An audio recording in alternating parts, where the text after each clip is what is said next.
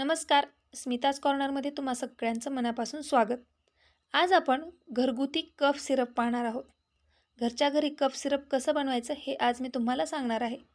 तर 100% खात्रीशीर असं हे कफ सिरप आहे. जेव्हा तुम्हाला कफचा त्रास होईल, खोकला होईल किंवा सर्दी, ताप येईल त्यावेळेस तुम्ही हा कफ सिरप करून घेऊ शकता.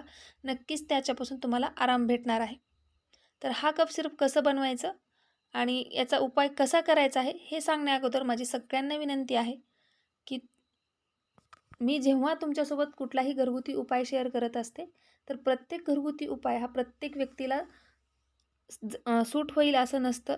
कारण प्रत्येकाची प्रकृती वेगळी असते आणि घरगुती उपायाचा आपल्याला असर दिसण्यासाठी किंवा त्याचा फायदा होण्यासाठी घरगुती उपायामध्ये सातत्य असणं हे खूप गरजेचं आहे.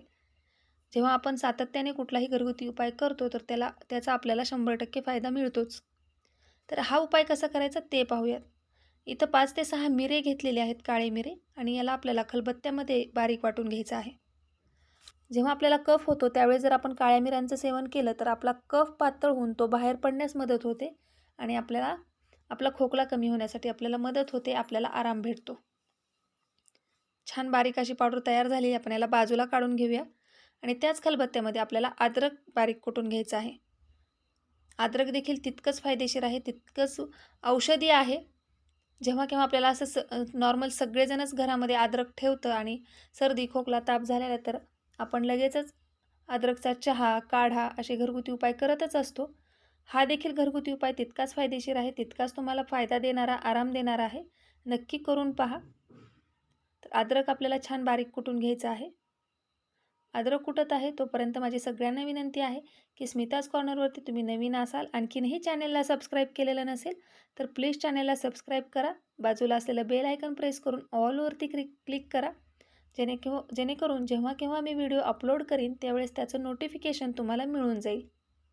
तुम्हाला जर माझ्या व्हिडिओमध्ये काही सजेशन द्यावेसे वाटत असतील, तुमचं काही मत असेल माझ्या व्हिडिओबद्दल तर तुम्ही नक्कीच मला कमेंट करून सांगू शकता. घरगुती उपायांबरोबरच मी हेल्दी रेसिपीज देखील तुमच्यासाठी सतत घेऊन येत असते. तर तुम्हाला कुठल्या रेसिपीज बघायला आवडतील, कुठले घरगुती उपाय पाहायला आवडतील तर हे मला नक्कीच कमेंट करून सांगा. मी तो व्हिडिओ तुमच्यासाठी नक्कीच घेऊन येण्याचा प्रयत्न करेन. जे अद्रक आपण कुटून घेतलेला आहे, आता त्याला एका सुती कापडामध्ये घालून त्याचा रस काढून घ्यायचा आहे. तुम्ही जर सातत्याने अद्रकाचं सेवन केलं तर तुमचे सांधेदुखीचा त्रास, अनिद्रेचा त्रास याच्यापासून तुम्हाला मुक्तता मिळणार आहे, त्याच्यापासून तुम्हाला आराम भेटणार आहे. तर अशा पद्धतीने आपल्याला हा अद्रकचा रस काढून घ्यायचा आहे. जवळपास 1 चमचा इथं मी रस काढून घेत आहे. हे जे कफ सिरप आपण बनवत आहोत हे तुम्हाला रोज बनवायचं आहे. रोज फ्रेश असं आपल्याला हे कफ सिरप बनवून त्याचा आपण सेवन करणार आहोत. तर 1 चमचा इथं माझ्या अद्रकाचा रस तयार झालेला आहे. या 1 चमचा अद्रकाच्या रसामध्ये आपल्याला 1 चमचा मध घालायचा आहे.